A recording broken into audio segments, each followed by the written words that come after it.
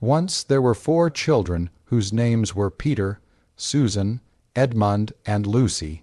This story is about something that happened to them when they were sent away from London during the war because of the air raids. They were sent to the house of an old professor who lived in the heart of the country, 10 miles from the nearest railway station and 2 miles from the nearest post office. He had no wife, and he lived in a very large house with a housekeeper called Mrs. Macready and 3 servants. Their names were Ivy, Margaret, and Betty, but they do not come into the story much. He himself was a very old man with shaggy white hair which grew over most of his face as well as on his head, and they liked him almost at once.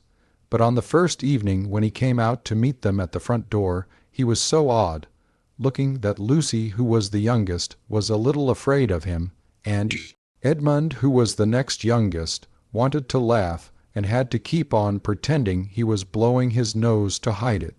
As soon as they had said good night to the professor and gone upstairs on the first night, the boys came into the girls' room and they all talked it over. "We've fallen on our feet and no mistake," said Peter. "This is going to be perfectly splendid. That old chap will let us do anything we like." "I think he's an old dear," said Susan. "Oh, come off it," said Edmund, who was tired and pretending not to be tired, which always made him bad-tempered. "Don't go on talking like that." "Like what?" said Susan. "And anyway, it's time you were in bed." "Trying to talk like mother," said Edmund. "And who are you to say when I'm to go to bed? Go to bed yourself." "Hadn't we all better go to bed?" said Lucy. "There's sure to be a row if we're heard talking here." "No, there won't," said Peter. "I tell you this is the sort of house where no one's going to mind what we do. Anyway, they won't hear us. It's about 10 minutes' walk from here down to that dining room, and any amount of stairs and passages in between." "What's that noise?" said Lucy suddenly. It was a far larger house than she had ever been in before, and the thought of all those long passages and rows of doors leading into empty rooms was beginning to make her feel a little creepy. "It's only a bird, silly," said Edmund. "It's an owl," said Peter. "This is going to be a wonderful place for birds. I shall go to bed now. I say, let's go and explore tomorrow. You might find anything in a place like this.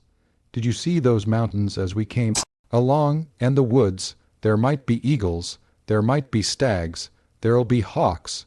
"Badgers," said Lucy. "Foxes," said Edmund. "Rabbits," said Susan. But when next morning came, there was a steady rain falling, so thick that when you looked out of the window you could see neither the mountains nor the woods, nor even the stream in the garden. "Of course it would be raining," said Edmund. They had just finished their breakfast with the professor, and were upstairs in the room he had set apart for them, a long, low room with 2 windows looking out in one direction and 2 in another. "Do stop grumbling, Ed," said Susan. 10 to 1 it'll clear up in an hour or so, and in the meantime we're pretty well off. There's a wireless and lots of books." "Not for me," said Peter. "I'm going to explore in the house." Everyone agreed to this, and that was how the adventures began. It was the sort of house that you never seem to come to the end of, and it was full of unexpected places. The first few doors they tried led only into spare bedrooms, as everyone had expected that they would. But soon they came to a very long room full of pictures, and there they found a suit of armor. And after that was a room all hung with green, with a harp in one corner, and then came 3 steps down and 5 steps up, and then a kind of little upstairs hall and a door that led out onto a balcony, and then a whole series of rooms that led into each other, and were lined with books, most of them very old books, and some bigger than a Bible in a church. And shortly after that they looked into a room that was quite empty except for one big wardrobe, the sort that has a looking-glass in the door. There was nothing else in the room at all except a dead blue bottle on the window sill, nothing there said Peter, and they all trooped out again, all except Lucy. She stayed behind because she thought it would be worth while trying the door of the wardrobe, even though she felt almost sure that it would be locked. To her surprise, it opened quite easily, and 2 moth-balls dropped out. Looking into the inside, she saw several coats hanging up, mostly long fur coats. There was nothing Lucy liked so much as the smell and feel of fur. She immediately stepped into the wardrobe and got in among the coats and rubbed her face against them, leaving the door open, of course, because she knew that it is very foolish to shut oneself into any wardrobe. Soon she went further in and found that there was a second row of coats hanging up behind the first one. It was almost quite dark in there, and she kept her arms stretched out in front of her so as not to bump her face into the back of the wardrobe. She took a step further in, then 2 or 3 steps, always expecting to feel woodwork against the tips of her fingers. But she could not feel it. This must be a simply enormous wardrobe, thought Lucy, going still further in and pushing the soft folds of the coats aside to make room for her. Then she noticed that there was something crunching under her feet. I wonder, is that more mothballs? She thought, stooping down to feel it with her hand. But instead of feeling the hard, smooth wood of the floor of the wardrobe, she felt something soft and powdery and extremely cold. "This is very queer," she said, and went on a step or 2 further. Next moment she found that what was rubbing against her face and hands was no longer soft fur, but something hard and rough and even prickly. "Why, it is just like branches of trees," exclaimed Lucy. And then she saw that there was a light ahead of her, not a few inches away where the back of the wardrobe ought to have been, but a long way off. Something cold and soft was falling on her. A moment later she found that she was standing in the middle of a wood at night time, with snow under her feet and snowflakes falling through the air. Lucy felt a little frightened, but she felt very inquisitive and excited as well.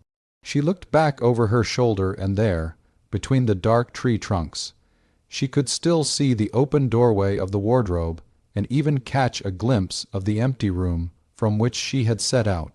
She had, of course, left the door open, for she knew that it is a very silly thing to shut oneself into a wardrobe. It seemed to be still daylight there. "I can always get back if anything goes wrong," thought Lucy. She began to walk forward, crunch, crunch over the snow and through the wood towards the other light. In about 10 minutes she reached it and found it was a lamp post. As she stood looking at it, wondering why there was a lamp post in the middle of a wood and wondering what to do next, she heard a pitter-patter of feet coming towards her. And soon after that a very strange person stepped out from among the trees into the light of the lamp post. He was only a little taller than Lucy herself, and he carried over his head an umbrella, white with snow. From the waist upwards he was like a man, but his legs were shaped like a goat's, the hair on them was glossy black, and instead of feet he had goat's hoofs. He also had a tail, but Lucy did not notice this at first because it was neatly caught up over the arm that held the umbrella so as to keep it from trailing in the snow. He had a red woolen muffler round his neck, and his skin was rather reddish too. He had a strange but pleasant little face, with a short pointed beard and curly hair, and out of the hair there stuck 2 horns, one on each side of his forehead. One of his hands, as I have said, held the umbrella. In the other arm he carried several brown paper parcels. What with the parcels and the snow, it looked just as if he had been doing his Christmas shopping. He was a faun.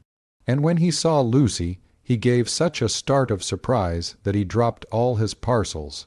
"Goodness gracious me!" exclaimed the faun.